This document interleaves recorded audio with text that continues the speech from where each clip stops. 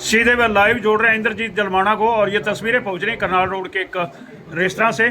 सबसे पहले तो आपका स्वागत है। आपका भी धन्यवाद बाबा साहब। सीधी व लाइव तस्वीरें आप एस बाबा के साथ SF न्यूज़ 24 पर देखना शुरू कर चुके हैं और सामने हैं इंद्रजीत जलमाना जो कि बसपा के प्रत्याशी हैं करनाल लोकसभा क्षेत्र से।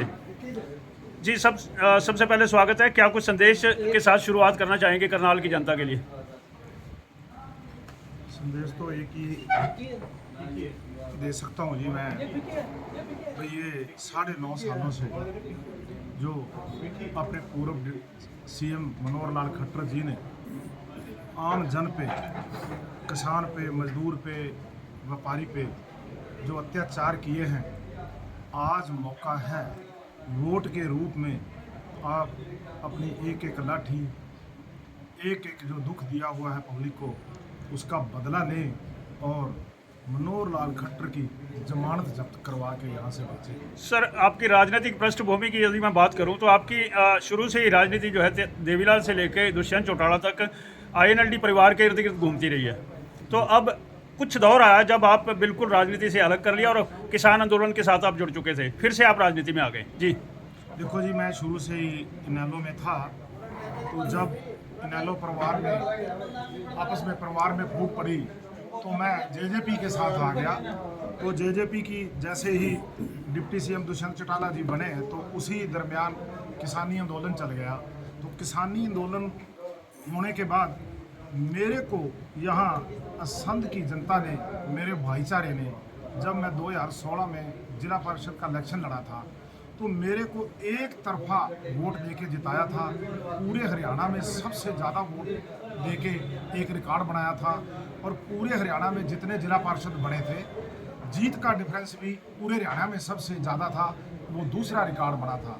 तो जिन भाइयों ने, जिन साथियों ने ये रिकॉर्ड तोड़ मेरे को जीत दी थी और उन पे अत्याचार हो रहा था किसानी आंदोलन के वक्त, तो मैं फिर भाइयों के साथ खड़ा हुआ।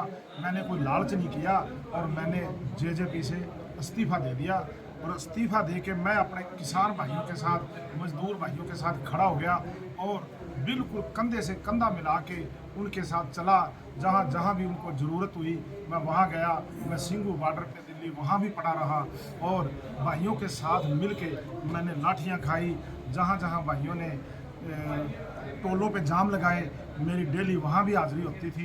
तो मैं तो उसके बाद फिर मैंने अपने आप को, जब किसानी आंदोलन मध्यम पड़ा तो फिर मैं 1 साल के लगभग घर बैठा। तो उसके बाद मैंने बहुजन समाज पार्टी ज्वाइन की। उसका भी कारण था क्योंकि मैं बड़ा पुराना लंबे समय से उत्तर प्रदेश से जुड़ा हूँ। तो मैंने देखा था 1995 से पहले उत्तर प्रदेश के एक इतने बद से बदतर हालात थे। वहाँ ना तो किसी गांव को सड़क जाती थी, ना ही किसी गांव में स्कूल था और ना ही किसी गांव में बिजली थी और बिल्कुल गुंडागर्दी थी। अगर मैं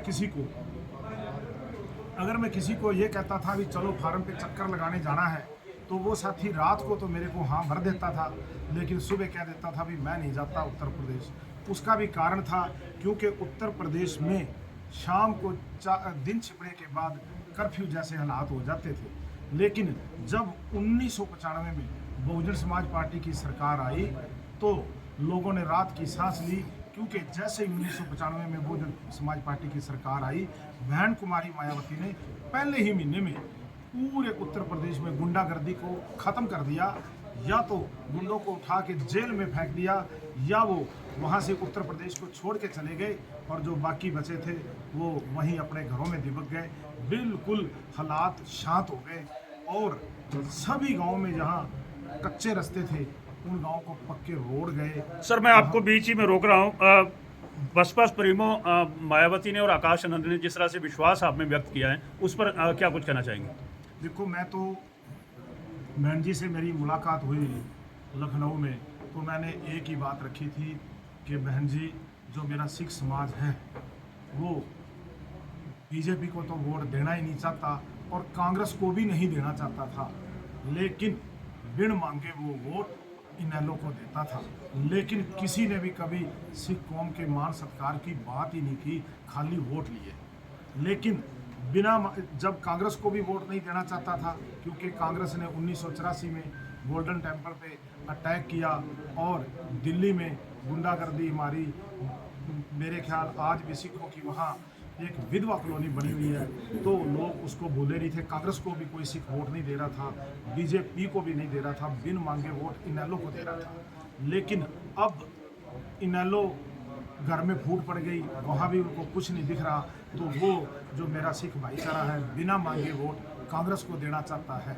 तो अगर आप बहुजन समाज पार्टी सिखों की तरफ अगर हाथ बढ़ाएं, उनसे मेलजोल बढ़ाएं, तो सिख बिन मांगे कांग्रेस को वोट दे रहा है। कांग्रेस उनका कोई मान सत्कार नहीं कर रही। तो बहन जी, आप सिखों की तरफ नज़र करें, तो अगर हम एक कदम बढ़ाएंगे तो सिख 2 कदम हम बहुजन समाज पार्टी की तरफ आएंगे।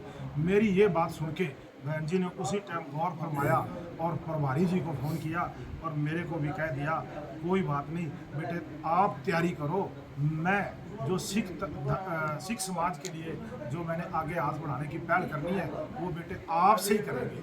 तो ये उसी बात का जो मैंने उनसे एक हाथ जोड़ के प्रार्थना की थी, उसी बदौलत उन्होंने ये सिख समाज को तोहफा दिया और ये लोकसभा की टिकट सिख समाज का मान सम्मान रखते हुए आपको टिकट दी, लेकिन आपका मुकाबला सामने 2 बार के मुख्यमंत्री रहे मनोहर लाल खट्टर से है। देखो, मेरे को इस बात से कोई घबराहट नहीं है कि मैं एक पूर्व सीएम के सामने इलेक्शन लड़ रहा हूँ, क्योंकि मेरे को तो बल्कि खुशी है, क्योंकि मैं उस टाइम अपने किसान भाईचारे के साथ था। ये मनोहर लाल खट्टर जी प्रशासन को कह के किसानों के ऊपर, मेरे भाईचारे के ऊपर लाठियाँ मार रहे थे और मैं अपने भाइयों के साथ खड़ा होकर लाठियाँ खाने वाला था। तो मैं तो आज मेरे को बड़ी ज़्यादा खुशी है, एक तरफ लाठियाँ मारने वाला है और एक तरफ किसान का गरीब बेटा है लाठियाँ खाने वाला।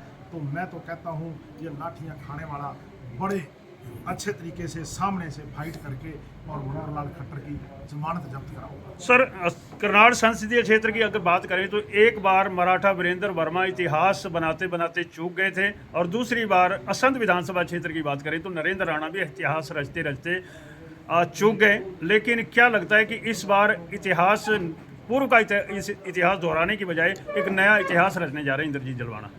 देखो जी, बहुजन समाज पार्टी में इस समय में बहुत ज़्यादा बदलाव हो गया है, क्योंकि 2 बार तो असम विधानसभा से थोड़े थोड़े वोटों से रह गए। नहीं तो यहाँ से इस बार भी बहुजन समाज पार्टी का विधायक होना था और पिछली बार भी होना था। और मैं आपको साफ साफ लफ्ज़ों में कह दूँ, जितना उत्साह इस 1 साल से बहुजन समाज पार्टी के कार्यकर्ताओं और वोटरों में है, अगली बार जो संघ विधानसभा का जो विधायक होगा वो तो श्योर बहुजन समाज पार्टी का ही होगा। तो चलते चलते एक बार जो तमाम वोटर हैं, पूरा बड़ा लंबा चौड़ा संसदीय क्षेत्र है, करनाल से लेकर पानीपत तक फैला हुआ है, तो तमाम जो वोटर्स हैं क्या संदेश देना चाहेंगे? मैं तो एक ही संदेश देना चाहूँगा जी।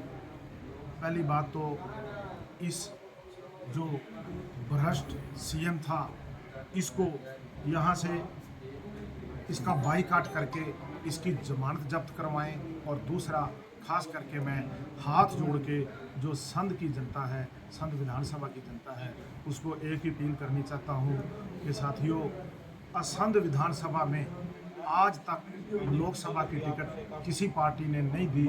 ये जो टिकट है लोकसभा की, ये ना तो इंद्रजीत जलमाना की है और ना उसके गांव जलमाना की है। ये जो टिकट है ये पूरे संघ विधानसभा की है, और जो पूरे संघ विधानसभा का एक एक वोटर है, उस एक एक वोटर की ये टिकट है।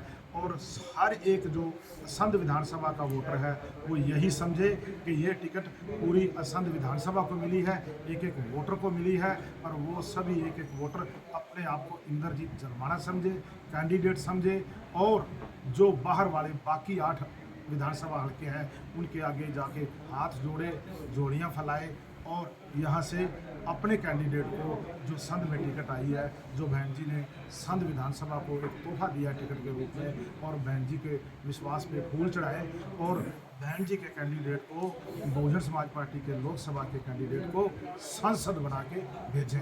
तो क्या माना जाए कि इंद्रजीत जलमाना जो है इस समय बसपा के हाथी पे सवार होकर पूरी तरह से तैयार हैं देश की सबसे बड़ी पंचायत दिल्ली पहुंचने के लिए? बिल्कुल जी, मेरी तैयारियां मेरे भाइयों ने करवाई हैं। टिकट के लिए भी मेरे किसान भाइयों ने मेरे को मजबूर किया था कि तूने किसानी आंदोलन में इस्तीफा दिया था और एक बार भाई तू ट्राई कर, अगर लोकसभा की टिकट मिल गई तो एक एक किसान, जो एक एक साथी किसान आंदोलन के साथ जुड़ा था वो तेरे साथ जुड़ेगा। तो मेरे को इन्हीं भाइयों ने टिकट के लिए कहा था और मैं तो बहन जी आगे मैंने भी अपील की, उन्होंने मेरी अपील कबूल की और मैं इसके लिए बहन जी का भी धन्यवाद करता हूँ और साथियों को भी कहता हूँ जिस मंशा से आपने मेरे को उधर टिकट के लिए भेजा था वो टिकट आपको मिल गई है और अब आप एक एक वोट देके अपने भाई को जितवाओ और सांसद बनाओ। जी बहुत बहुत शुक्रिया हमसे जुड़ने के लिए। सुन रहे थे आप इंद्रजीत जलमाना जो कि प्रत्याशी हैं बसपा के करनाल संसदीय क्षेत्र से। लौटेंगे कुछ और तस्वीरें, कुछ और खबरें लेकर, तब तक देखते रहिए ASF News 24। नमस्कार।